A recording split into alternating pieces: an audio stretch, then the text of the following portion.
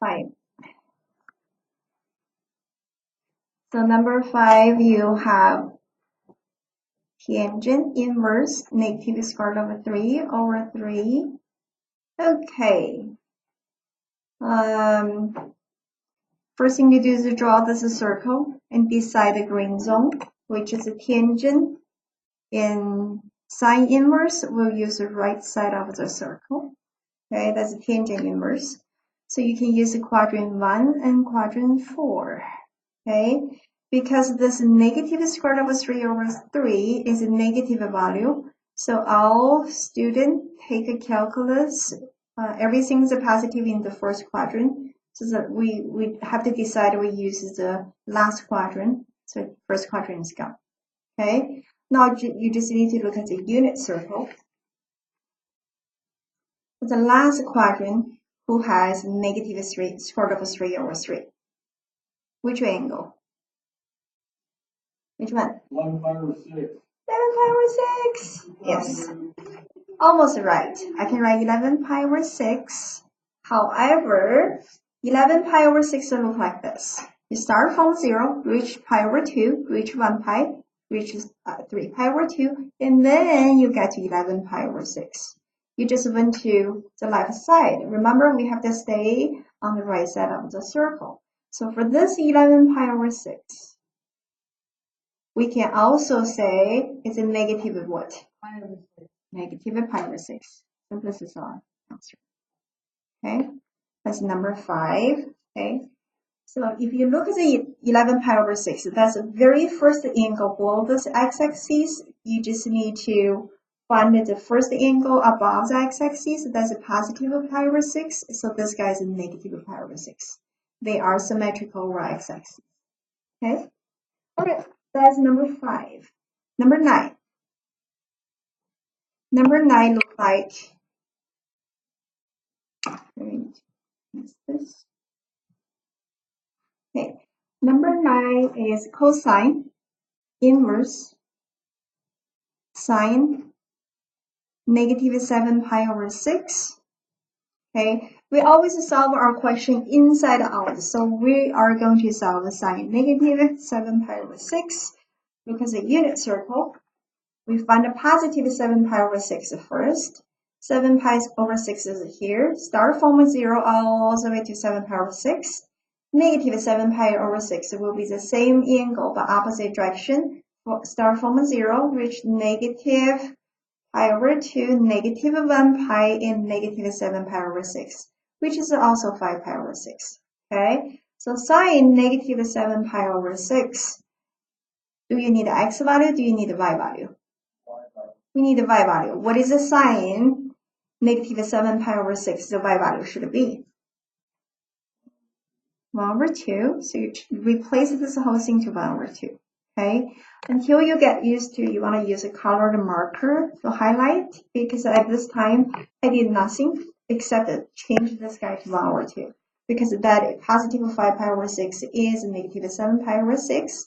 So y value is 1 over 2. Okay, now you have an inverse function. You have to talk about the green zone, which is the cosine inverse. So we use the top half circle.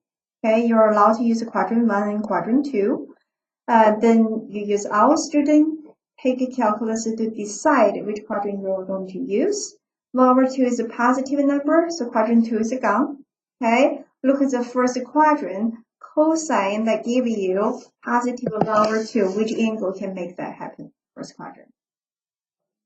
Pi over 3 is our answer.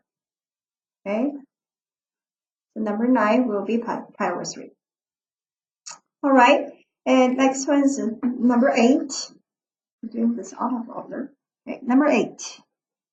Number 8 look like tangent inverse tangent 2 pi over 3.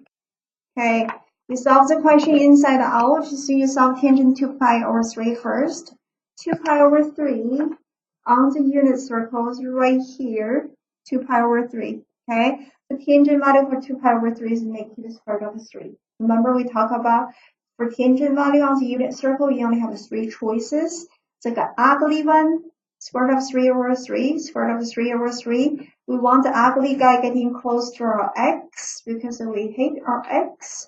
The middle guy will be 1, 1, and another one will be radical 3 and radical 3. And you use all student take calculus to decide positive and negative.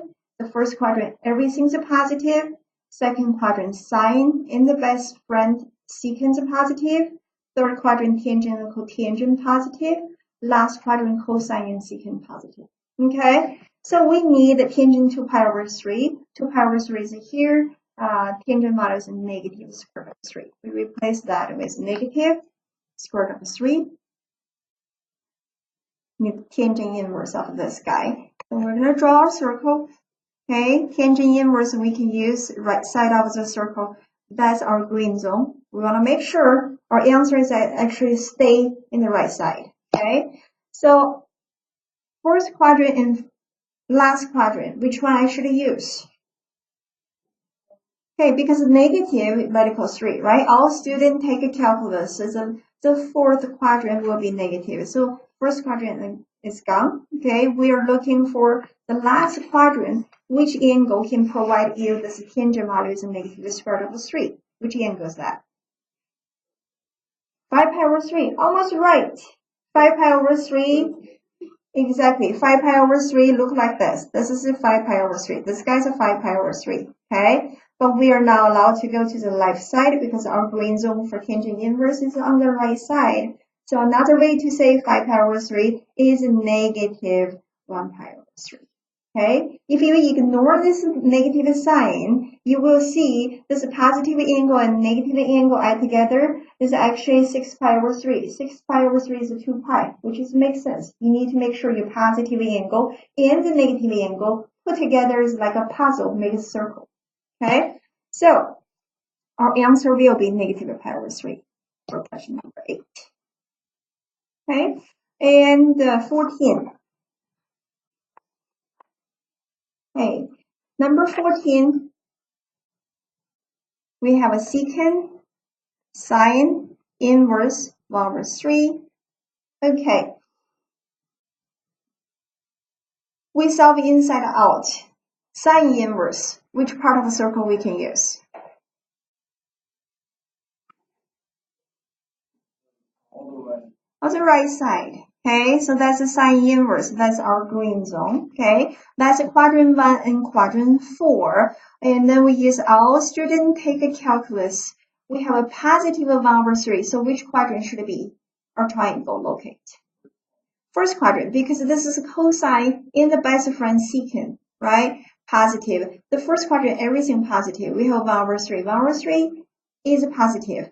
So first quadrant is gone. We should draw our triangle in the first quadrant here. Okay, sine equals what over what? Y over r, and you have a 1 over 3, so your y should be 1, your r should be 3. You label 1 here, you label 3 here, because r is your hypotenuse, you are the right angle. You never wrong. You're so happy saying hypotenuse. Okay, this guy, whatever the right angle is facing, has to be your radius, has to be your hypotenuse. Okay, now we need x value. How do you find that?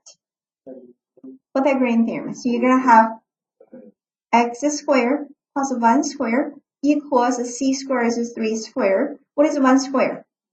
1, right? So you have x squared plus 1 equals 3 squared. What is 3 squared? 9. What do you think x squared equals? 8, right? You're right. X equals 2 root 2 because you have a square root of 8.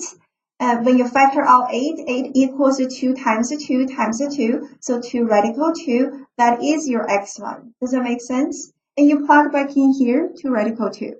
What we need? We need the secant. Secant is the best friend with what? Okay, secant is the best friend with cosine. S and C, they're best friend. Cosine equals what over what? X over r. Okay, so secant will be the reciprocal. You flip it, which is r over x. What is your r value? 3. What is your x value? 2 root 2. Are you done? No. How can you simplify this radical 2? Yes, excellent. Multiply by root 2, top and bottom at the same time. So what is the square root of 2 times the square root of 2? That's 2, right? 2 times 2 is 4, okay? So your numerator is 3, radical 2, your denominator is 4, and in the end, you box this guy.